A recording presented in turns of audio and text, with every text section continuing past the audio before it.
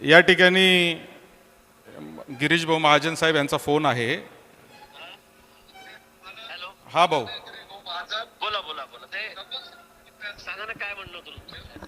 भाऊ याच्यात असं म्हणणं आहे की कमिटी नेमली तिथपर्यंत ठीक आहे, तुमचं म्हणणं आहे की कमिटी नेमलेली आहे।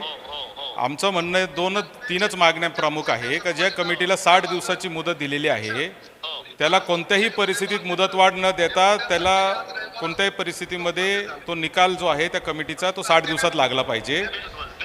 आणि दुसरी गोष्ट कमिटीने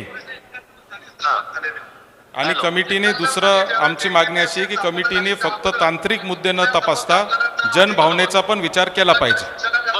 बरोबर आहे। या दोन मागण्या आहेत भाऊ, तर तुम्ही सांगा काय करायचं। नक्की त्याचा 100% विचार होईल। मी मुख्यमंत्री महोदयांना पुन्हा सांगतो, कमिटीला सांगतो 60 दिवसातच निकाल द्यायचा आहे, सगळं काय असेल नसेल तो अहवाल द्यायचा आपला।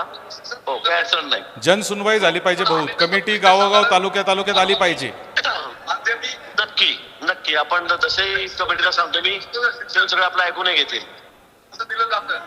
मी समितीशी बोलून घेतो, मुख्यमंत्री महोदयांशी बोललेलो आहे, त्यांची परवानगी घेतली त्याशी बोलायला। भाऊ आता मला सीएम साहेबांचा पण काल रात्री फोन होता, त्यांचं पण म्हणणं तेच आहे, पण तुम्ही हे थोडंसं तुमच्या प्रशासनाला सांगा की आम्हाला लेखी देऊन टाका की जनसुनवाई होईल आणि 60 दिवसाची मुदतवाढ देणार नाही, अशा दोन गोष्टी आम्हाला लेखी देऊन टाकायला सांगा। हो, लेखीचे शब्द मी तुम्हाला लेखी देऊन टाकतो, पण तुम्ही संपवा, काय अडचण नाही। माझा शब्द मी तुम्हाला लेखी देतो। ठीक आता किती दिवस झाले आपली तारीख करी आपण ठीक।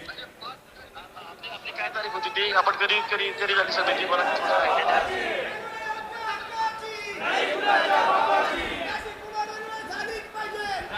मंत्री गिरीश भाऊ महाजन आणि सीएम साहेबांचा मेसेज होता आणि त्यांचं म्हणणं आहे की कमिटी आम्हाला नेमलेली आहे, मग आता आंदोलन तुम्ही का करताय।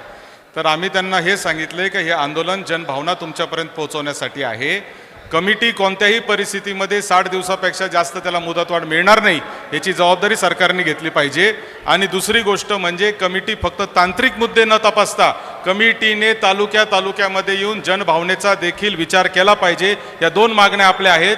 गिरीश भाऊंना सांगितले की प्रशासनाने तसं लेखी द्यावं।